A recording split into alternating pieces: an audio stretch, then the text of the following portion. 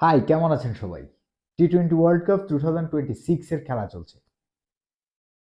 এদিকে গ্রুপ পর্বের ম্যাচ শেষ হয়ে সুপার 8 এর খেলা চলছে।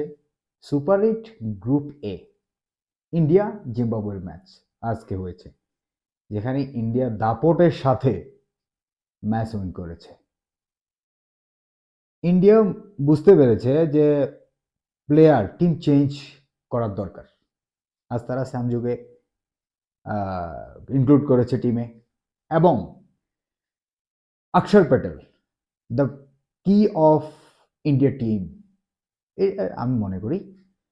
কারণ হচ্ছে অক্ষর প্যাটেলের ব্যাটিং অনেক ভালো ব্যাটিং করে, even bowling world class bowling, fielding.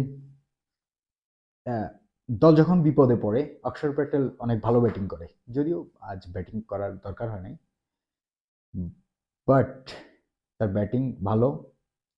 দল থেকে বাদ তাকে দেওয়ার কোনো যুক্তিই নেই।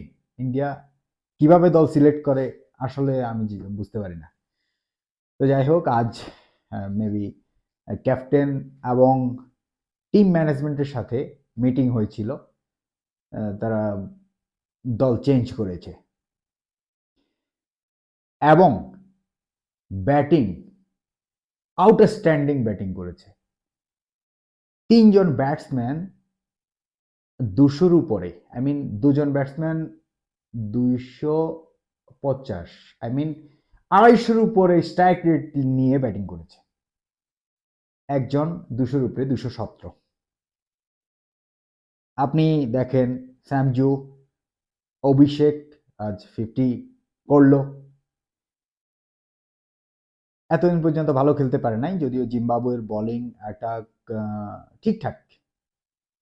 আজ আপনি দেখেন হার্দিক পান্ডে তো ইন্ডিয়ার টিমের প্রাণ, আমরা সবাই জানি। পাওয়ার হিটার, ইভেন বোলিং ও স্লোয়ার, অনেক ভালো বল করতে পারে।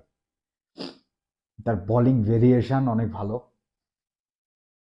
আর আপনি দেখেন ক্যাপ্টেন সূর্য কুমার যাদব 250-র উপরে স্ট্রাইক রেট নিয়ে ব্যাটিং করলো আজকে। তারপরে তিলক বর্মা, ঈশান কিষান, সবাই সবাই রান করেছে এবং খুব কম সংখ্যক বলে।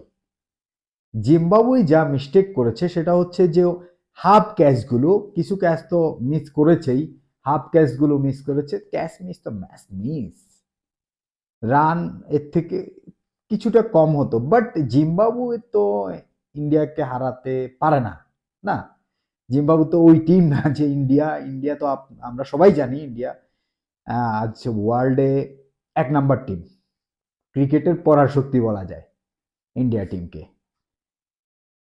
তো বাট ইন্ডিয়ার জন্য সামনে পরীক্ষা আসছে, যে ওয়েস্ট ইন্ডিজের সাথে যে খেলা হবে, এটা ইন্ডিয়াকে একটা বড় পরীক্ষা দিতে হবে।